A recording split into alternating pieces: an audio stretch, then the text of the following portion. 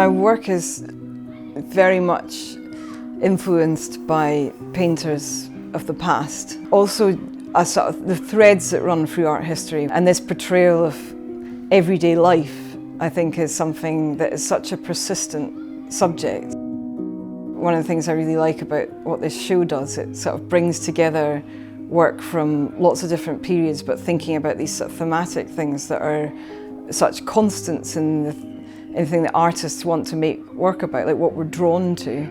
The painting Conditioning is part of a series of work which looked at both the sort of experience of the viewer in the public space of the city and the women that occupy that space in their working lives. Those glimpses into other people's lives, that sort of momentary view that you get of what somebody else is doing. I think by making this work, it's about really trying to bring those people doing those jobs into focus. We're seeing this person being sort of beautified, but almost in this moment before they're ready to be looked at. We're seeing the process of that going on. So it's really about trying to make visible that which is either invisible or is all around us but somewhat overlooked.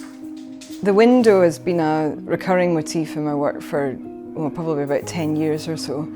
And I think I keep coming back to it for a couple of reasons. Number one, it's this real sort of formal device that it's echoing that space of the painting itself. You know, it's a frame within the frame. And it's my opportunity as an artist to sort of direct you into a particular mode of looking at the subject and thinking about where you are in relation to that.